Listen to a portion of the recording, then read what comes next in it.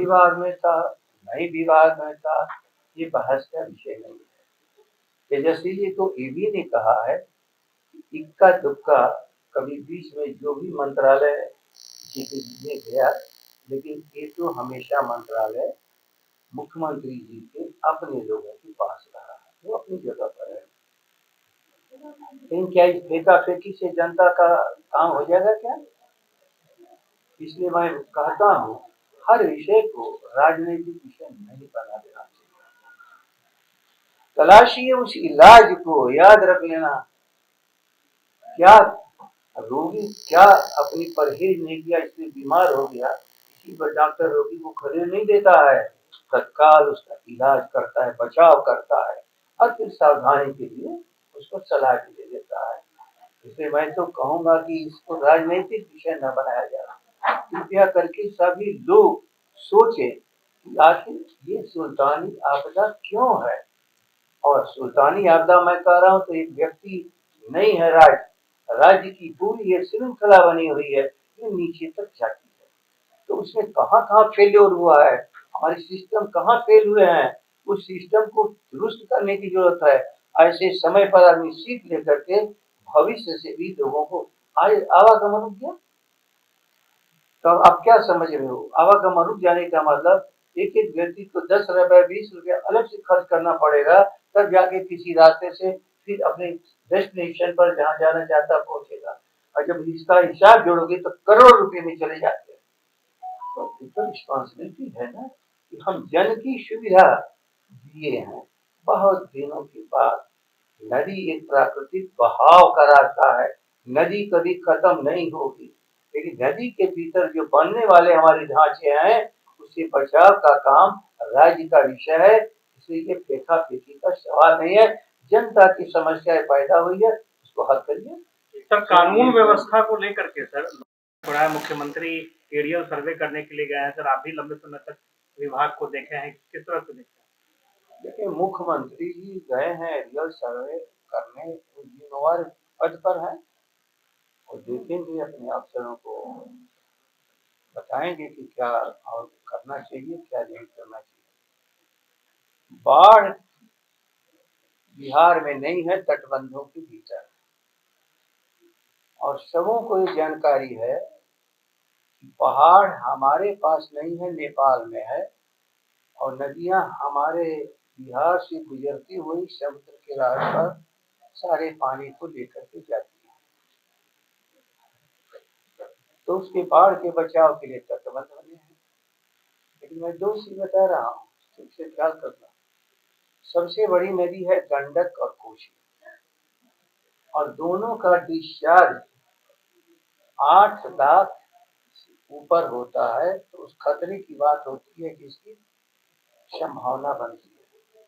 हमारे तटबंध 8 लाख के अंदर बचाने की ताकत उनके पास है, लेकिन जो हमारे बचाने का औजार हथियार हमारे तटबंध है, उसको बिछाने की जिम्मेवारी सरकार की।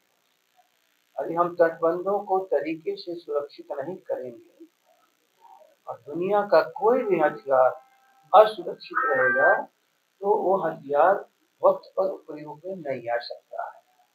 इसलिए तटबंधों को देखने गए हैं, खुशी की बात है, लेकिन पैनिकी क्रिएट करना कि बाढ़ बाढ़ बाढ़ भयानक, ये सब अपने आप में भारी गलती है। जब आज भी क्षमता से 1/3 ही पानी है नदियों के भीतर, तो कहाँ से खतरा हो गया? कहाँ से खतरा हो गया?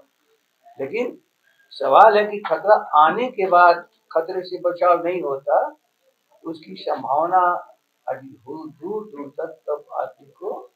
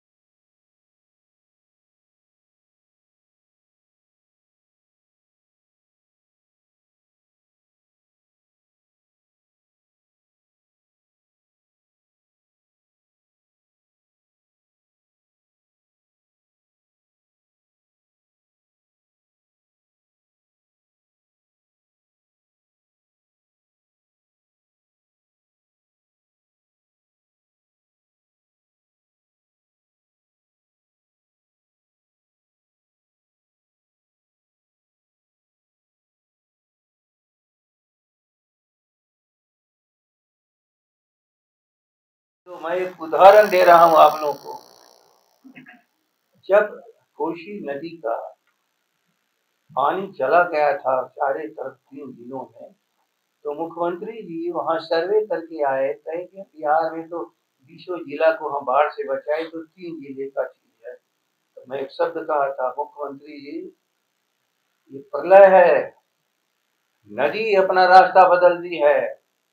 नदी का फैलाव नहीं हुआ है, नदी का डाइवर्शन हो गया। इसलिए कृपा करके ठीक से समझिए कि ये 3 जगह का नहीं मामला है, जीनोसाइड हो जाएगा, मनुष्य का जनजीवन खतरे में पड़ेगा।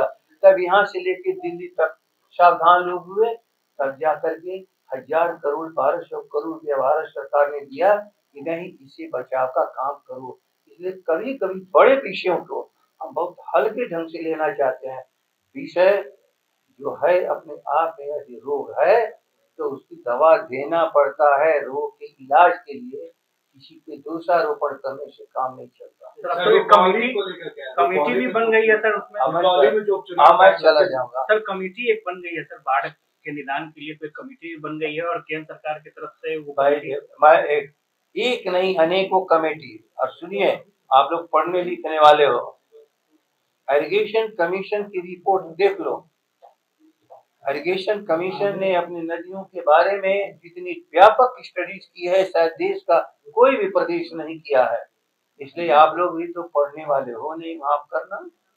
देखो कौन सी हर समस्या को, सुखाड़ की समस्या से निपटने का, बाढ़ से समस्या से निपटने का, ये सारे रास्ते सुझाए गए हैं। और उसके पहले देश में चर्चा होती थी बिहार पानी में सरप्लस स्टेट है, सरप्लस स्टेट नहीं, डेफिसिट स्टेट है।